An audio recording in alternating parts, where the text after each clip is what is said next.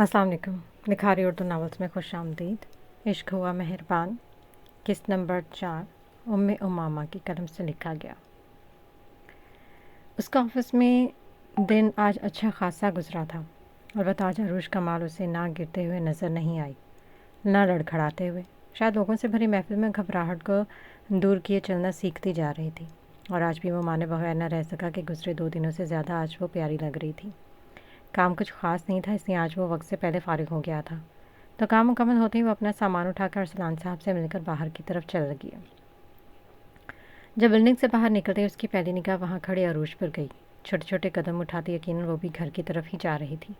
अलबत्ता इसके उठते कदम यशब दुरानी को इस बात का सबूत दे रहे थे कि वो अपनी सोचों में गुम थी। क्या मैं कुछ मदद कर सकता हूँ? उसके करीब जाकर निहायत अदब के साथ कहा गया। आरुष ने चौंक कर बराबर खड़े इस शख्स की जानिब देखा और कदम पीछे हटाकर सर को नफ़ी में हिलाया। लोगों से इतने फासले पर क्यों रहती हो? उसने एक कदम मज़ीद उसकी जानिब बढ़ाया, जिसे देखते ही वो खुद एक कदम पीछे को हुई, जिसके बायस कदम फिर लड़खड़ाए, पर इसका हाथ अपनी गिरफ्त में लिए वो उसे गिरने से बचा गया। खा थोड़ी जाऊँगा। ये बताओ, घर जा रही हूँ तो क्या मैं छोड़ दूँ? बहुत शुक्रिया, पर मुझे आपकी मदद नहीं चाहिए। आपकी बार लहजे में बेरुखी शामिल की गई। वो बिला वजह में फ्री हो रहा था। अब इसे कौन बताता कि यशब दुरानी को पसंद था इस लड़की को देखना और इससे बातें करना। अलबत्ता ये अलग बात थी कि वो कभी खुद से बातें नहीं करती थी। शायद वो कम गो थी, या शायद उसे अजनबी लोगों से बातें करना पसंद नहीं था, पर इसके लिए वो अजनबी नहीं रहना चाहता था। दिल ने बर वक्त एक अजीब ख्वाहिश का इजहार किया, जिसे सुनता वो खुद हैरान रह गया। जैसे तुम्हें अच्छा लगे अरूज कमाल। वैसे अगर अब तुम गिर जाती तो यकीन करो मैं हंसता बिल्कुल नहीं। उसका हाथ अपनी गिरफ्त से आज़ाद किए वो इसका मजाक उड़ा रहा था या फिर हकीकत बता रहा था। अरूज समझ न सकी, वो कुछ कह न सकी। उसकी तरफ से मिलने वाली खामोशी के बायस वो अब की बार गहरी सांस भरते हुए कदम अपनी स्पोर्ट्स बाइक की जानिब बढ़ाए। जब सामने से आती तेज़ रफ्तार बाइक इसके करीब आई। अलबत्ता अरूज कमाल की तेज़ नज़रें चूँकि इस बाइक को पहले ही देख चुकी थी, तो वो दरमियान में खड़े यशब को इस जगह से धक्का देकर दूर गिरा चुकी थी। अलबत्ता गिरने के बाद खुद अपने पैर पर चोट भी लगा बैठी थी। वो बाइक ज़्यादा दूर नहीं जा सकी थी, क्योंकि सामने से आती गाड़ी गलती से ही सही इसका रास्ता रोक गई, जिसे देखते ही वो जो गार्ड उसे गिरते देखकर इसके करीब आया था, उसे बाइक पर बैठे इस इंसान को पकड़ने का इशारा किया, जिसकी बाइक गाड़ी के बायस अब तक फंसी पड़ी थी, और ख़ुद वो अरूज के करीब जा बैठा, जो भीगी आंखों से अपने ज़ख्मी पैर का मुआयना कर रही थी। वो इसे ज़ख्मी पैर के साथ घर नहीं भेज सकता था, इसीलिए इसे बिल्डिंग में ले जाकर उसने पहले इसकी बैंडेज करवाने का काम किया था। ऑफिस वर्कर्स की निगाहों का मरकज़ तो वो पहले ही थी, आज कुछ ज़्यादा ही बन गई थी, क्योंकि जिस रूम में उसे बिठाया गया वहाँ अरसलान, अरीब, यशब मौजूद थे। अफान थोड़ी देर पहले ही वहाँ से गया था, और गाजियान भी, वरना मुमकिन था वो दोनों भी इस वक्त वहाँ पर होते। तजस्सुस था जो इन्हें सुकून से बैठने नहीं दे रहा था। वो सब इस लड़की की खातिर कमरे में जमा होकर क्यों बैठे थे? अब इन्हें कौन समझाता कि इसने यशब दुरानी के हिस्से में आई चोट खुद खा ली थी। तुम्हें हस्पताल जाना चाहिए आरुष। अरसलान साहब के कहने पर सर को फ़ौरन नफ़ी में सर हिला। नहीं सर, मैं ठीक हूँ, मुझे बस अब घर जाना है। आप सब ने ख्याल रखा, इसके लिए शुक्रिया। ठीक है, अगर तुम घर जाकर बेहतर महसूस करोगी तो ऐसा ही सही। मैं ड्राइवर से कह देता हूँ, वो तुम्हें छोड़ आएगा, और अब कोई बहस ना करना। यकीनन वो इनकार करती, जिसके पास वो पहले ही खुद अपनी बात कह हटा। इनकार का इख्तियार इस वक्त उसके पास ख़त्म हुआ। अलबत्ता वहाँ से जाती इस लड़की को देखते हुए यशब अरसलान साहब से कह ना सका कि उसे खुद छोड़ आएगा। कम से कम 5 से 10 मिनट के सफ़र में उसके साथ बैठकर कुछ बातें ही कर लेता, भले वो जवाब न देती। उसके बिखरते तासुरात को देखते ही अंदाज़ा लगा लेता कि वो ज़ख्म से इससे तकलीफ़ तो नहीं दे रहा, पर इस वक्त ऐसा मुमकिन नहीं था, जिसके बायस वो बस गहरा सांस भर कर रह गया। उसका ख्याल था कि आज छुट्टी का दिन अच्छा गुजरा, पर ऐसा सिर्फ तब था जब तक अरूज ने अपने पैर को ज़ख्मी ना कर लिया, और वो भी उसकी वजह से। वो इससे बात करना चाहता था, इसका हाल पूछना चाहता था, पर ऐसा मुमकिन नहीं था। उसके पास अरूज का नंबर भी नहीं था। कहीं से मिल सकता था तो वो बाबा जान थे, पर इनसे क्या क्या कर लिया जाता। मुमकिन था ऑफिस से भी मिल जाए, लेकिन ऐसे में तो अरसलान साहब के साथ साथ अफान और गासियान को भी इल्म हो जाना था, और फिर इनके सवाल जिनका वो जवाब देना नहीं चाहता था। उफ़, क्या उसे दर्द हो रहा होगा? गिरती तो वैसे भी रहती है, अगर ज़ख्मी पैर के साथ गिर गई तो तकलीफ़ ज़्यादा होगी। वो हकीकतन उसके लिए परेशान हो रहा था, पर जब बाबा जान की बात सुनी तो परेशानी कुछ हद तक कम हो गई। बात हुई थी कमाल से, अरूज सब ठीक है? क्या वो इसकी कैफियत जान गए थे, या बस मामूल की तरह एक बात बताई? शायद ऐसा ही हो। वो तो लाइल्म ही थे कि इनकी बताई जाने वाली यह मामूली बात यशब के लिए मामूली हरगिज़ नहीं थी। मैंने इसे 2 दिन के लिए ऑफिस से छुट्टी दे दी ताकि वो मुकम्मल ठीक हो जाए। इनके बताने पर वो उदास हुआ था। क्यों? समझ ना आया। पर अच्छा ही था, वो आराम करती तो जल्दी ठीक हो जाती। पर चूंकि वो पहले से बेहतर है तो कल उसे और कमाल को मैंने अफ्तारी पर बुलाया। कोई ख़ास वजह पापा जान? इसने तुम्हें बचाया था, बस इसका ही शुक्रिया अदा करने का तरीका है। ओह अच्छा। सर को जुम्बिश देता वो नजरें झुका गया। अलबत्ता लबों पर ना चाहते हुए भी तबस्सुम बिखर गया। अगला दिन उसने ऑफिस में अरूश कमाल का दीदार किए बगैर गुजारा था, और अब तक गुजरे दिनों में यह पहला दिन था जो यशब ने उसे देखे बगैर गुजारा था। पर खैर थी, वो खाने पर तो आ ही रही थी। क्या इसके लिए कुछ ख़ास करना चाहिए? वो सोच कर रह गया। लड़कियों को ज़्यादा क्या पसंद होता है? वो इस वक्त इस मतलब ज़्यादा सोच ना सका। वो उसे कोई तोहफ़ा नहीं दे सकता था, पर हाँ, उसके लिए अफ्तारी में अपने हाथों से कुछ ज़रूर बना सकता था। और इसने ऐसा ही किया। ऑफिस से वापसी आते उसने फ्रेश होने के बाद पहला काम किचन में जाने का किया। अफ्तारी में अभी वक्त है, इसलिए ख़वातीन भी किचन में गायब थी और तन्हा खड़ा बस यही सोच रहा था कि उसे क्या बनाना चाहिए। उसे नूडल्स के अलावा कुछ बनाना नहीं आता था, पर अफ्तारी में नूडल्स तो खाए नहीं जाते। पर चिकन सैंडविच कैसे बनता है, ये उसे हानिया ने सिखाया था। मुमकिन था कोशिश की जाती तो ठीक ठाक बन ही जाता, इसलिए बेहतर था कि चिकन सैंडविच ही बनाए जाते। उसने फ्रिज से चिकन निकालकर पानी में रख दिया और पैन में हल्का सा तेल डालकर अपनी पसंदीदा सब्जियां शामिल कर दी। चिकन की बर्फ़ ख़त्म हुई तो इसे सब्जियों में शामिल करके साथ की अपने पसंदीदा मसाले भी इसमें शामिल कर दिए और स्विच बटन ऑन करके टोस्टर में ब्रेड डाल दी। पर वो ब्रेड अंदर जाने के बाद जैसे बाहर आना भूल गई थी। अगर किसी से पूछकर काम किया जाता तो इल्म होता कि वो टोस्टर ख़राब हो चुका था। टोस्टर पर नजरें जमाए उसने भेदयानी में वहाँ रखी छुरी उठाई और उसे मशीन के अंदर डाल दिया, जिसकी बदौलत करंट से उसे झटका देता दूर फेंका। किसी सुपर हीरो मूवी के विलन की तरह वो दीवार से टकराया। ऐसा महसूस हुआ जैसे किसी की ज़ोरदार लात ने हवा में उड़ा दिया। हालत भर भर में क्या हो गई वो खुद समझ ना सका। शोर की आवाज़ सुनकर घर के अफराद बाहर आकर उसे देखते ही जहाँ सब फिक्रमंद हुए, वहाँ हानिया को अपनी हंसी जब्त करना मुश्किल लगा। अलबत्ता अफनान तो बिना किसी का लिहाज किए खुलकर हंसा। इसकी हालत ही कुछ ऐसी हो रही थी। ऊपर से बालों में ऐसा महसूस हो रहा था किसी ने करंट छोड़ दिया। कांटेदार झाड़ी की तरह वो हवा में उड़े पड़े थे और ख़ुद यशब दुरानी की हालत ऐसी महसूस हो रही थी जैसे वो अपनी याददाश्त खो बैठा हो। हानिया ने हंसी दबाते हुए हाथ में पकड़ा मोबाइल सामने किया। चूंकि वो मोबाइल चला रही थी तो शोर सुनकर मोबाइल समेत ही उठाए। यशब की तस्वीर खींचकर फैमिली ग्रुप में पोस्ट कर दी, जहाँ सब कज़न्स रिश्तेदार मौजूद थे। अब देखना यह था कि इसकी हालत से कौन ज़्यादा लुत्फानंदोज़ होने वाला था। यशब मेरा बच्चा। सबिया बेगम फिक्रमंदी से इसके करीब बैठी हुई थी। या अल्लाह, ये क्या हो गया? दादी और फराह बेगम भी काफ़ी फिक्रमंद हुई थीं। कोई मर्द भी तो घर में नहीं था जिसे मदद के लिए बुलाया जाता। अरे बुलाओ किसी को, इसे कमरे में ले जाए। हाले डॉक्टर को बनाओ, पानी दो इसे। दादी दादी बेगम, इनका रोज़ा है, हानिया ने फ़ौरन कहा। ऐसा कर अफनान का मोज़ा इसके करीब नाक के करीब कर दे, शायद कुछ फ़र्क पड़ जाए। उसकी बात सुनकर अफनान ने सच में अपना मोज़ा उतार लिया, फिर खुद ही नाक पर रख लिया। 2 घंटे से वो क्रिकेट खेल रहा था। इसे किसी को भी करीब किया जाता तो दिल ख़राब होना था। उसके सॉक्स को देखते ही नढाल सा यशब, जिसमें इस वक्त कुछ करने की हिम्मत नहीं थी, वो फिर भी आहिस्ता से हाथ उठाकर उसे नाक का इशारा किया। अफनान का मोज़ा सूंघने से बेहतर था वो ऐसे पड़े पड़े मर जाता, क्योंकि अगर इस शय को वो अपनी नाक के करीब ले जाता तो मुमकिन था बहुत वैसे ही वाक़ई होती। इसकी हालत को देखते हुए हाले भागकर बाहर की तरफ गई और वहाँ खड़े गार्ड को अंदर बुला लाई। अब तक कोई सोच ना सके कि गार्ड भी तो घर में मौजूद थे। वो अंदर आते यशब को सहारा दिया इसके कमरे की तरफ ले गया और बेचारा चिकन जो चूल्हे पर था वो चूल्हे पर रखे रखा अपना रंग बदलना शुरू कर गया था। वो यहाँ पर आना नहीं चाहती थी, पर कमाल साहब के इसरार पर आना पड़ा। उनके सर ने पहली मर्तबा इन्हें बुलाया था, वो भी अच्छा खासा इसरार करके। वो इनकार भी नहीं कर सकते थे, और चूंकि ये बुलावा आरुष की बदौलत मिला था तो ऐसे में इनका वहाँ ना जाना एक बुरी बात थी। अगर इनकी ज़ोर ज़बरदस्ती ना होती तो यहाँ वो कभी भी ना आते। कहाँ वो लोगों से दूर रहना पसंद करती थी, और कहाँ उसे उसका बाप एक ऐसे घर में ले आया था जहाँ वो किसी को जानती तक नहीं था। और ले आने तक तो ठीक था, और वहाँ छोड़कर भी जा चुका था। वो दुरानी हाउस में थी, उसे वहाँ तन्हा छोड़कर वो फिक्रमंद तो हरगिज़ नहीं थे। उसकी हालत बेहतर हुई तो उसने पहला काम उठकर अपना हुलिया दुरुस्त करने का किया। शुक्र था ज़्यादा मसला पेश ना आया, वरना मुमकिन था चिकन की जगह वो खुद पक चुका होता। जो चिकन सैंडविच के लिए उसने रखा था वो बेचारा भी ख़राब हो चुका था, पर अब क्या ही कर सकते थे। लिबास तब्दील किए, इसने बालों को दुरुस्त हालत में कायम किया और फिर थोड़ी ही देर में इसके आने की खबर भी मिल गई। बेसाख्ता इसके लबों पर मुस्कुराहट फैली। आईने में खुद को तकते हुए वो हैरान रह गया। ये कौन सा इसका रिश्ता मांगने आई थी जो चेहरे पर तासुरात ऐसे बिखरे थे। हद है यार। खुद को डपटते हुए वो नीचे की जानिब गया, जहाँ कमाल साहब के साथ खड़ी वो घर के अफराद से मिल रही थी। ان سب سے ملنے کا انداز ایسا تھا جیسے عروش ان کی کوئی رشتہ دار تھی۔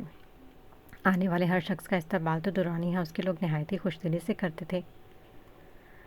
اسے آتے دیکھ کر عروش نے نگاہ اٹھا کر اس کی جانب دیکھا اور اگلے ہی پر نظروں کا رخ پھیر گیا۔ بے مروت انسان، وہ گہرا سانس بھر کر رہ گیا۔ البتہ چند سیکنڈ کے دیدار میں ہی وہ اچھا خاصا اچھے طریقے سے دیکھ چکا تھا۔ بلو اور کریم کلر کے فراک کے ساتھ بلو کلر کا ٹراؤزر پہنے وہ مسکراتے ہوئے دادی بیگم سے مل رہی تھی۔ بال جو عموماً پونی میں قید رہتے تھے اس وقت خوبصورت سے جوڑے میں بندھے ہوئے تھے۔ چند آوارہ لٹیں بالوں سے نکل کر چہرے کا طواف کر رہی تھیں اور ہر بار کی طرح وہ آج بھی اسے گزرے دنوں سے زیادہ خوبصورت لگی تھی۔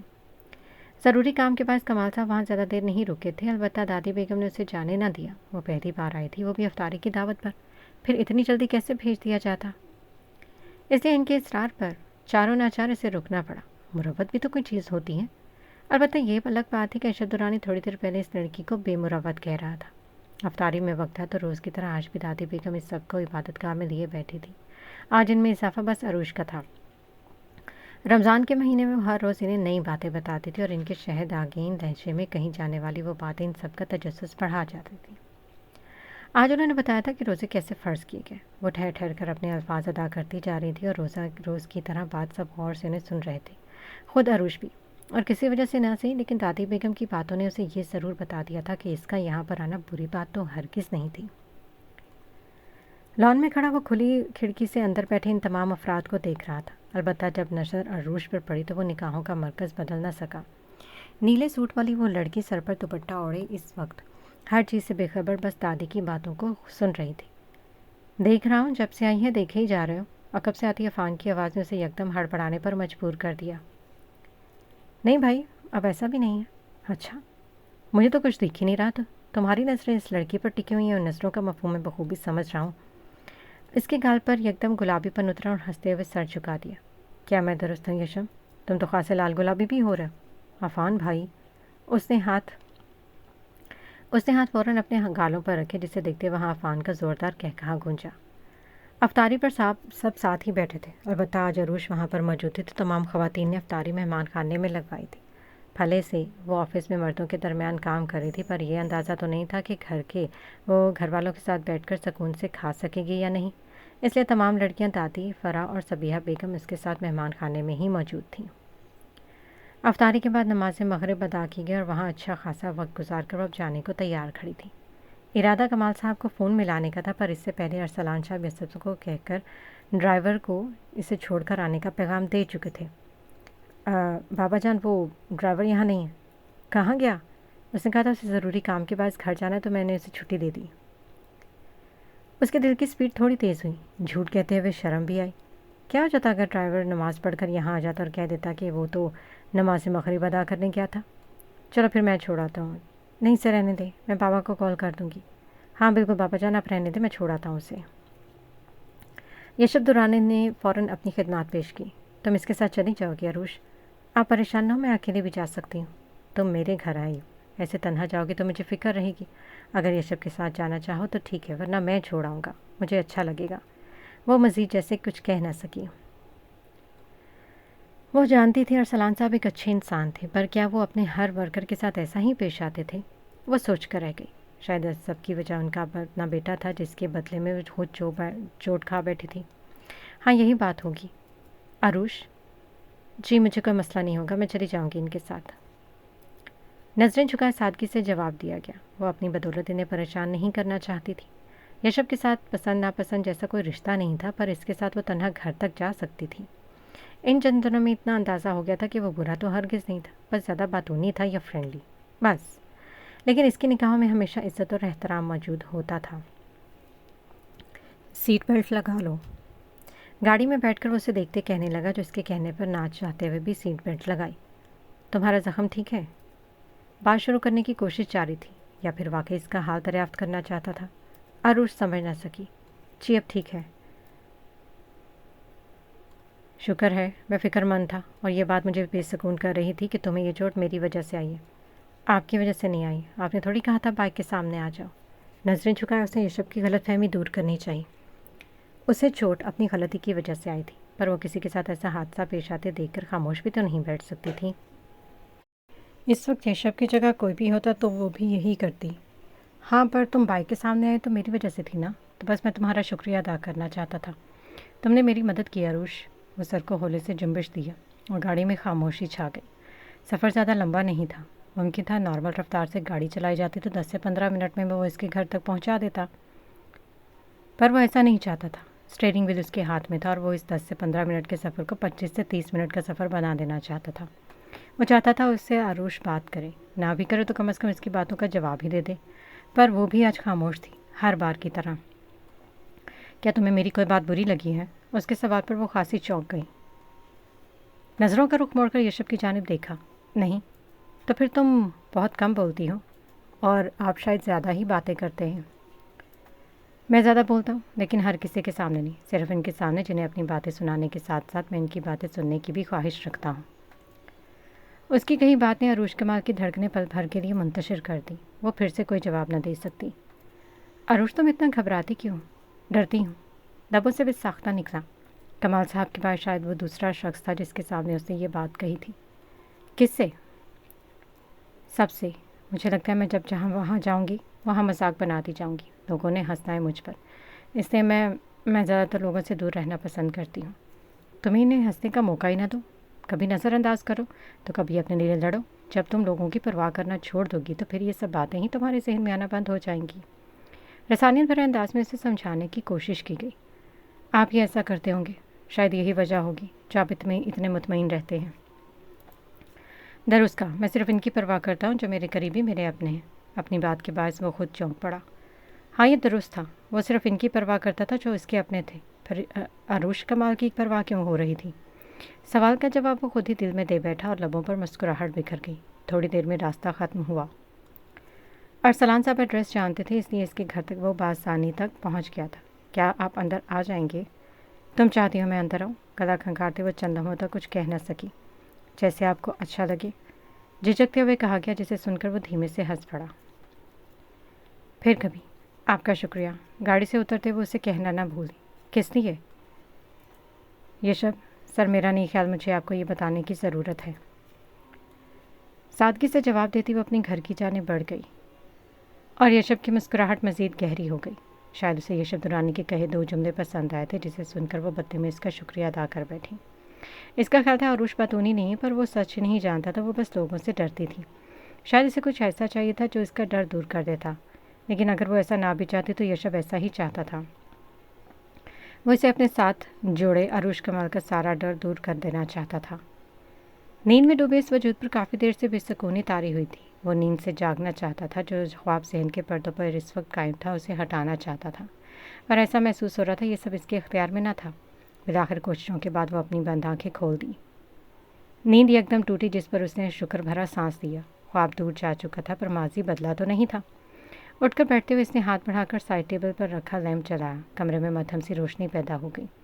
چہرے پر ہاتھ پھیر کر وہ کتنی ہی دیر خود کو ریلیکس کرنے کی کوشش کرتا رہا، پر اب اس چیز سے باہر اس نے تب تک نہیں آنا تھا جب تک وہ خود کو کسی مصروفیت میں الجھا نہ لیتا۔ اس نے موبائل اٹھا کر وقت دیکھا۔ سحری شروع ہونے میں ابھی آدھا گھنٹہ باقی تھا۔ اپنی جگہ سے اٹھ کر وہ روم فریج کے قریب گیا اور ٹھنڈے پانی کی بدولت بوتل نکال کر ایک ہی سانس میں اپنے اندر اتاری۔ کمرے کو روشن کیے وہ اپنے اسٹڈی روم میں جا بیٹھا۔ نیند اب آنی نہیں تھی تو بہتر تھا خود کو مصروف کیے وہ ان سوچوں کو خود سے دور جانے کی کوشش ہی کر لیتا۔ آج پھر وہی خواب ذہن کے پردوں پر اجاگر ہوا جو اکثر اسے بے چین کرتا رہتا تھا، جو صرف خواب نہیں تھا، حقیقت تھی۔ ماں باپ کے بے جان وجود، اور وہ انسان جس کی بدولت اس کے ماں باپ اس سے جدا ہو گئے، یشب دھساڑی۔ اگلے دن آفس سے چھٹی تھی تو یشب درانی نے نیند خاصی طویل لی تھی۔ لوگ اسے نکما کہتے، پر وہ نکما لگاتار اتنے دنوں تک آفس جاتا رہا، اپنی نیند کی قربانی دیتا رہا۔ مطلب وہ اتنا بھی نکما نہیں تھا جتنا وہ لوگ اسے سمجھتے تھے۔ آج اسے کسی نے ڈسٹرب نہیں کیا تھا۔ چھٹی کا دن تھا تو وہ اپنی نیند پوری لے کر جاگا تھا۔ آج اسے کسی نے ڈسٹرب نہیں کیا تھا۔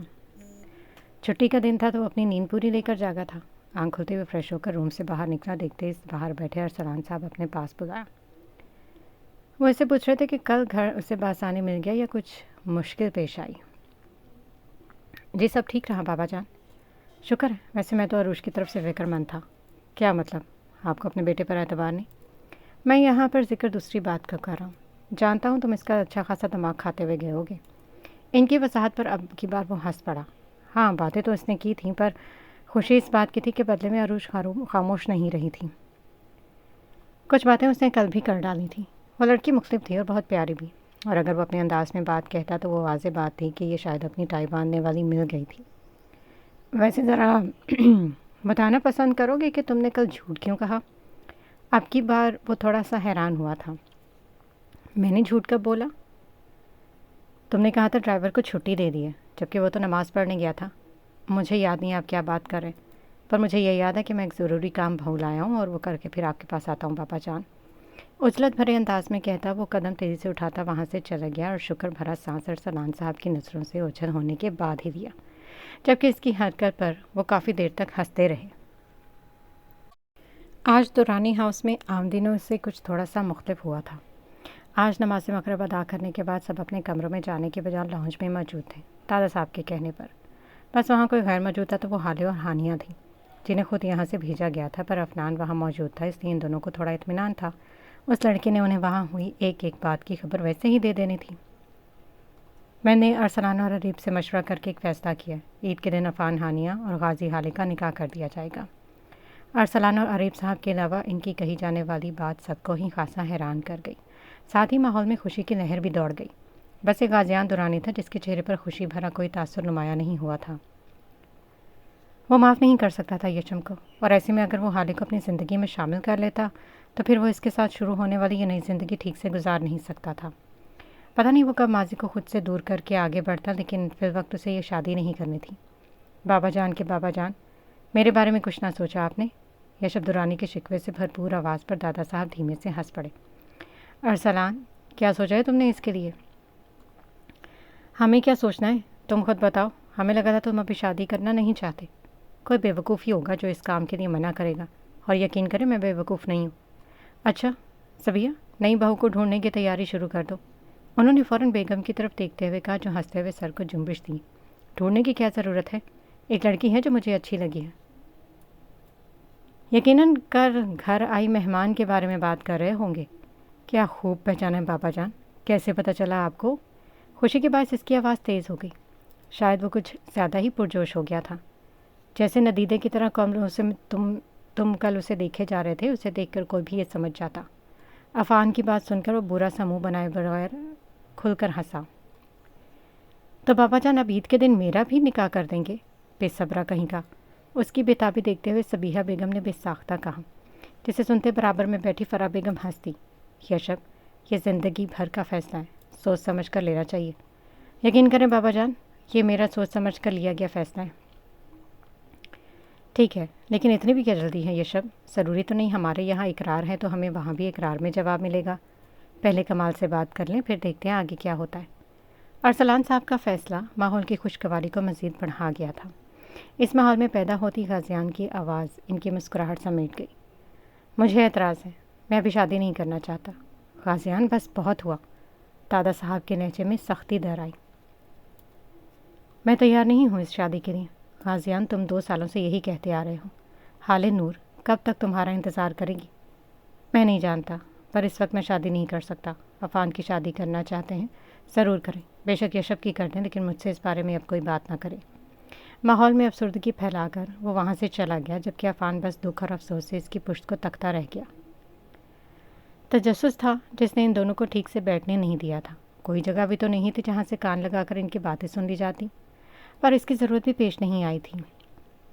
महफिल बर्खास्त हुई तो अफनान सीधा हानिया के कमरे की तरफ गया, जहाँ इस वक्त वो दोनों मौजूद थी। हर बार की तरह आज भी तफसील से इन्हें हर बात बताई गई। भोलेपन में कहता वो लड़का नहीं जानता था कि इसकी बात ने हाले नूर की मुस्कुराहट किस तरह से गायब की थी।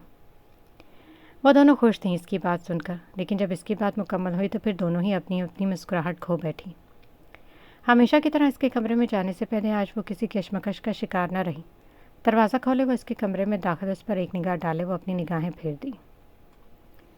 दस्तक देकर आया करो। उसने जैसे गाजियान की बात सुनी ही नहीं। गाजी, आपने शादी से इनकार क्यों किया? मैं इस वक्त तुमसे कोई बात नहीं करना चाहता हाले नूर। मुझे लगता था गुजरता वक्त आपको बदल देगा। नहीं बदल सकता, ना ही मैं बदलना चाहता। इसके मुकाबले खड़ा होकर वो अब की बार सख्त लहजे में खोया हुआ। आप क्यों कर रहे हैं? यकीन करें अब मैं थकने लगी हूँ, मज़ीद बर्दाश्त नहीं कर सकती। बहुत खुशी हुई है सुनकर यशम लजारी की बेटी इस حال میں موجود ہے۔ یشم لزاری کی بیٹی وہ دھینکویں آنکھوں سے اسے تکتی رہ گئی۔ اس نے کبھی اپنی کنزن منگیتر کی حیثیت سے نہیں دیکھا تھا، بس کسی اور رشتے سے ہی دیکھا تھا۔ بس وہ یشم لزاری کی بیٹی تھی اور وہ اسی نام سے جانتا تھا۔ وہ بس ایک حادثہ تھا، وہ حادثہ جس نے مجھ سے میرے ماں باپ دور کر دیے۔ آپ ماضی کو بھول کیوں نہیں جاتے؟ آپ کو ہمیشہ بس ایک ہی بات یاد رہتی ہے کہ میں یشم لزاری کی بیٹی ہوں۔ یہ کیوں نہیں یاد رہتا کہ میں غازیان درانی کی منگیتر بھی ہوں؟ وہ بھیگے لہجے میں کہتی رہی اور وہ بس شخص سرد نگاہوں سے اسے تکتا رہا، اس کی ہر بات کا جواب بے رخی سے دیتا رہا۔ میں آپ سے محبت کرتی ہوں غازیان، کیا آپ کو کبھی یہ نظر نہیں آیا؟ بہت بار، جسے میں نے ہر بار ٹھکرا دیا اور ہر بار تمہیں تکلیف کی گہرائیوں میں جاتے دیکھ کر سکون بھی حاصل کیا۔ وہ مزید کچھ نہ کہہ سکی۔ کہنے کے لیے کچھ بچا ہی نہیں تھا۔ اب تک وہ اس خیال میں جیتی آئی تھی کہ غازیان اس کی محبت سے لا علم تھا، تو یہ غلط خیال تھا۔ وہ جانتا تھا وہ ہمیشہ اس لیے ٹھکراتا رہا تھا تاکہ اسی اذیت دے کر خود کو تسکین پہنچا سکے۔ وہ مزید کچھ کہہ رہا تھا، وہ لفظ جو اسے تکلیف دیں، پر حالہ مزید نہ سن سکی۔ اب اتنی ہمت اس میں نہیں تھی۔ اپنے کمرے میں بیٹھی وہ کتنی ہی دیر تک بے آواز آنسو بہاتی رہی، جب دروازے پر ہوتی دستک نے اسے جلدی سے آنسو صاف کرنے پر مجبور کر دیا۔ آ جائے، دھیمی آواز میں کہتے اس نے سر جھکایا۔ اسے چہرہ کسی کے سامنے اس وقت بیان نہیں کرنا تھا۔ چند لمحوں بعد اسے اپنے قریب کسی کی موجودگی کا احساس اور بنا دیکھے بھی جان گئی کہ اس کے برابر میں بیٹھا وہ شخص کون تھا۔ غازیان نے شادی سے انکار کر دیا۔ میں 2 سال سے اس امید پر تھا کہ وہ کبھی تو اس رشتے کو سمجھے گا، مگر میں غلط تھا۔ وہ سر مزید جھکا گئی۔ آنسو ایک مرتبہ پھر گرنے کے لیے مچلنے لگے۔ جانتی ہوں حالے، زندگی صرف غازیان کی خراب نہیں ہوئی، تمہاری بھی ہوئی تھی، پر تمہارے مسکراتے چہرے نے کبھی اس بات کا احساس ہی نہیں دلایا۔ ہم سب سمجھتے رہے کہ تم خوش ہو، اور غازیان بھی۔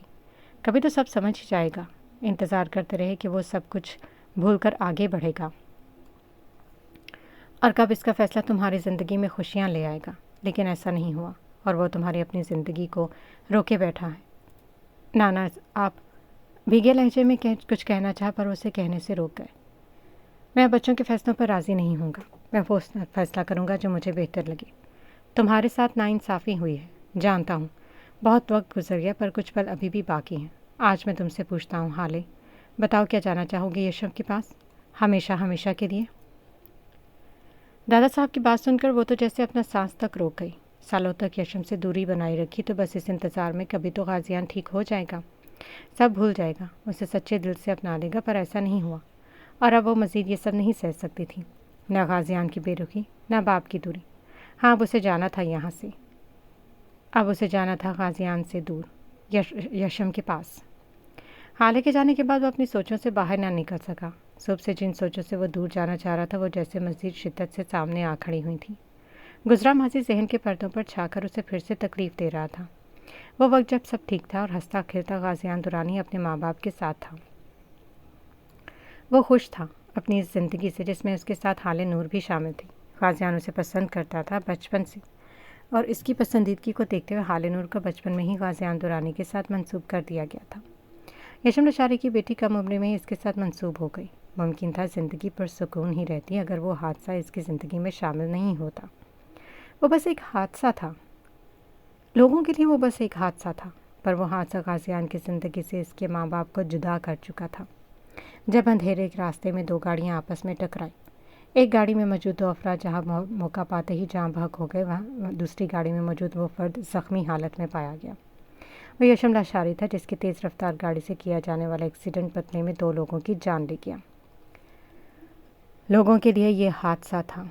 وہ باپ جو بیٹی کی چوٹ لگنے پر گھر جلدی پہنچ جاتا تھا کیونکہ وہ شدت سے روتی جا رہی تھی، اس لیے اسے معافی دے دی جائے، پر غازیان کے لیے وہ محض ایک حادثہ نہیں تھا۔ اس کے ماں باپ کی زندگی قیمتی تھی، اور کسی کے لیے نہ صحیح وہ اس کے لیے قیمتی تھے، پر کیسے اس شخص کو معافی دے دی جاتی جس کی بدولت وہ اس دنیا میں نہ رہے؟ اگر یشم کی جگہ کوئی اور ہوتا تو اسے سزائے موت دے دی جاتی، پر دادا صاحب ایسا نہ کر سکے، اور ان کی بیٹی کا شوہر تھا۔ سمجھنا ہے کیا فیصلہ کیا جائے؟ کسی پولیس کو اس معاملے میں شامل کیا جاتا یا پھر اسے ایک حادثہ سمجھ کر بھلا دیا جاتا؟ وہ اس متعلق سوچ میں نہ سکے، اس لیے فیصلہ غازیان پر چھوڑ دا، اور غازیان درانی کا فیصلہ سزائے موت سے زیادہ دردناک تھا۔ وہ اسے پولیس کے حوالے کر دیتا، پر بھلے سے اس کا نام ہی کیوں نہ خراب ہو جاتا، یا پھر اسے پھانسی پر چڑھا دیا جاتا، پر اس کی بیٹی کو اس سے دور نہ ہوتا۔ یہ غازیان درانی کا فیصلہ تھا کہ حال نور اپنی آئندہ زندگی درانی ہاؤس میں گزارے گی، اپنے ماں باپ سے دور۔ اس کے ماں باپ چھین لیے گئے تھے تو یشم کو بھی اس کی تکلیف کا احساس ہونا چاہیے تھا، احساس ہونا چاہیے کہ وہ کس درد سے گزر آئے۔ ایسے میں یشم اور ہما بس دادا صاحب سے درخواست کرتے رہ گئے، پر چونکہ فیصلہ اس پر چھوڑا تھا تو اب اس کا فیصلہ ماننا بھی تھا۔ اس کا فیصلہ تھا کہ حالے پھر کبھی اپنے باپ سے نہیں ملے گی، اور دادا صاحب کو اپنے پوتے کا فیصلہ ماننا پڑا، کیونکہ جس کیفیت سے وہ گزر رہا تھا، اگر اس کی بات نہ مانی جاتی تو ممکن تھا کہ وہ کچھ بھی کر گزرتا۔ ہما بیٹی سے ملنے تھے تو دل کو تسلی ہو جاتی، روح تک سرشار ہو جاتی، لیکن جب کبھی اس سے دوری تر پاتی تو وہ بھی اپنے شوہر سے بے رخی اختیار کر لیتی۔ وہ جیسے دو کشتیوں کی مسافر بن گئی تھی۔ سمجھ نہ آتا تھا شوہر کے ساتھ رہ کر اس کے دکھ و ملال سے باہر نکالا جاتا یا پھر تمام عمر بیٹی کے ساتھ گزار دی جاتی۔ دوری قائم ہوئی تھی، پر اس سے غافل وہ دونوں کبھی نہ ہوئے تھے۔ اس کی ہر چیز کا خیال وہ دور رہ کر بھی کرتے تھے، اور ایسے میں اپنا آخری وقت ہما نے بس اپنی بیٹی کے ساتھ گزارا۔ زندگی گزرتی گئی اور یشم لشاری ہر روز بس معافی کا طلبگار رہا، پر اسے معافی نہ مل سکی غازیان کی طرف سے۔ البتہ گزرے سالوں میں اتنی تبدیلی ضرور آئی تھی کہ اسے یشم سے ملنے اور اس کے پاس رکنے کی اجازت دے دی گئی، اور وہ اسی میں خوش تھی۔ شاید نہ ہوتی اگر غازیان دورانی اس کی محبت نہ ہوتا۔ ہر لمحہ وہ بس اسی کوشش میں رہتی کہ غازیان ٹھیک ہو جائے، وہ بھی اس سے اتنی ہی محبت کرنے لگی جتنی وہ کرتی تھی، وہ سب بھول جائے، یشم کو معاف کر دے، پر ایسا کبھی نہ ہو سکا۔ کوشش بھی تو کرتا تو ذہن کے گرد ماں باپ کی تصویر آ کھڑی ہوتی۔ وہ نہیں بھول سکتا اس بات کو کہ ایک حادثہ سمجھ کر جس نے اس کی زندگی کے اس کی قیمتی رشتوں کو دور کر دیا۔ گزری یادیں اس کی آنکھیں نم کر گئی، پر وہ ان سوچوں سے باہر نہ نکل سکا۔ وہ چونکا تب جب دروازے پر ہوتی دستک اسے سنائی دی۔ اس نے باہر کھڑے شخص کو اندر آنے کی اجازت نہیں دی، پر اس کی اجازت دیے بنا وہ کمرے میں داخل ہو گیا۔ کیا تم مجھے بتانا پسند کرو کہ تم نے شادی سے انکار کیوں کیا ہے؟ اس کے قریب بیٹھتے ہوئے عفان نے سوال پوچھنے میں دیر نہیں لگائی تھی، پر جواب خاموشی میں ملا۔ قاضی، کیا تمہیں سچ میں لگتا ہے ہارلے کی تڑپ سے اس کا باپ تڑپتا ہے؟ وہ اپنا کوئی دکھ درد کسی کے ساتھ نہیں بانٹتی۔ یشم انکل کو لگتا ہے کہ وہ یہاں پر خوش ہے، اس لیے وہ اس کی طرف سے مطمئن ہے۔ خاموشی قائم رہی، جسے دیکھتے وہ گہرا سانس بھر کر رہ گیا۔ غازیان، حالے اس سب میں بے قصور ہے، جانتا ہوں۔ لب ہولے سے ہلے۔ پھر بھی تم اس کے ساتھ ایسا رویہ رکھتے ہو؟ وہ انسان ہے، اس کی برداشت ختم ہوئی تو جانتے ہو نا کیا ہوگا۔ کیا ہوگا؟ میں جانتا ہوں تم اسے پسند کرتے ہو، بس اقرار نہیں کرتے، لیکن شاید تب کرنے لگو جب حالے یہاں سے چلی جائے، اور اگر تمہارا رہی رویہ رہا تو وہ یہاں سے جا بھی سکتی ہیں۔ چاہے کچھ بھی ہو جائے وہ یہاں سے کہیں نہیں جا سکتی۔ وہ نہیں جا سکتی، یہ تمہاری غلط فہمی ہے، اور ہم مان لیں گے وہ سچ میں یہاں سے نہیں جائے گی، تو کیا تم اس بات کا فائدہ اٹھاتے ہو؟ یہ غلط ہے۔ تمہیں مسئلہ اس کے باپ سے ہے، پھر اس سب میں بھالے کو کیوں درمیان میں لاتے ہو؟ کیونکہ وہ اس کی بیٹی ہے۔ ٹھیک ہے، تم اسے معاف نہیں کر سکتے، بھول نہیں سکتے، ماضی کو تو رہنے دیتے ہیں۔ تمہارے ساتھ جو ہوا اس کا کوئی مداوع نہیں ہو سکتا، پر حالے کے ساتھ مزید زیادتی کرنا بند کرو۔ وہ تو معصوم ہے، جسے بچپن میں ہی تم نے اس کے ماں باپ سے دور کر دیا۔ ماں باپ کو تم نے کھو دیا تو اسے بھی بن ماں باپ کے ہی بڑا ہونا پڑا، لیکن اس نے کبھی شکایت نہیں کی۔ تمہیں لگتا ہے تمہارے ساتھ بہت برا ہوا ہے، جو کہ ٹھیک بھی ہے، لیکن درست حالے کے ساتھ بھی نہیں ہوا۔ تم نے ماں باپ کو کھویا تھا تو تمہیں یہ احساس کرنا چاہیے تھا کہ کسی اور کو یہ دکھ، یہ تکلیف نہ ملے۔ وہ آج کہنے پر آیا تو کہتا ہی چلا گیا۔ آج تک غازیان سے اس متعلق بات نہیں کی گئی تھی، تو بس اس لیے کیونکہ یہ باتیں اسے تکلیف دیتی تھیں، لیکن اگر ان باتوں کو دبا ہی رہنے دیا جاتا تو حالے کی تکلیف کم نہ ہوتی، اور وہ مزید یہ کام نہیں کر سکتا تھا۔ عفان، جاؤ یہاں سے۔ وہ مزید اس کی باتیں نہیں سننا چاہتا تھا۔ کیا میں نے کچھ غلط کہا غازی؟ آپ یہ نفرت ختم کرو، یہ یشم انکل کو معاف کر دو۔ اگر انہیں معاف نہیں کر سکتے تو حالے کے ساتھ مزید زیادتی کرنا بند کرو۔ وہ اس سب کی مستحق نہیں ہے۔ یشم انکل کو سزا دینے کے لیے تم نے اسے یہاں پر رکھا تھا، اور تمہارا بدلہ پورا ہو چکا ہے۔ اپنا فیصلہ بدل لو غازیان، اس سے پہلے کہ دیر ہو جائے۔ سنجیدگی سے اپنی بات ادا کرتا وہ شخص وہاں سے چلا گیا، اور غازیان کی سوچوں کا رخ بدل گیا۔ وہ بس عفان کی کئی باتوں کے متعلق سوچ کر رہ گیا۔ سالوں سے وہ بس اپنے غم میں جیتا آ رہا تھا، کبھی یہ نہ سوچ سکا کہ کسی نے احساس دلایا کہ اپنے غم میں ڈوبا وہ شخص حالے نور کے ساتھ کتنی ناانصافی کر بیٹھا تھا۔ اسے ہمیشہ یاد رہا تو اپنا غم، اپنا دکھ۔ کبھی وہ حالے کے متعلق کیوں نہ سوچ سکا، کبھی اس کا خیال کیوں نہ کر سکا۔ اسے لگتا تھا جب وہ یشم کو معاف نہیں کرے گا تب تک حالے کے ساتھ بھی زندگی اس کی ٹھیک نہ ہو سکے گی، اور اس وجہ سے وہ آگے نہ بڑھ سکا۔ کبھی بڑھنا چاہا تو اپنے غم یاد آتے، اور یشم کے لیے غصہ پھر سے بڑھ جاتا۔ پر حالے وہ اس سب میں کہاں تھی؟ آج سوچوں کا رخ تبدیل ہوا تو احساس ہوا اس نے کہاں کہاں غلطیاں کر ڈالی تھیں۔ حالے نور کے ساتھ کیا کچھ غلط کر ڈالا تھا۔ اس نے تو کبھی شکایت نہ ہی کی تھی اور اس کی ہر بات خاموشی سے سنی، سب کچھ خاموشی سے سہا۔ وہ کیا کرتا رہا؟ بس اسے تکلیف دیتا رہا۔ پھر چاہے حالے کی تکلیف سے وہ خود کتنا ہی کیوں نہ تڑپتا، لیکن اسے تکلیف دینا جیسے اس کی عادت بن چکی تھی۔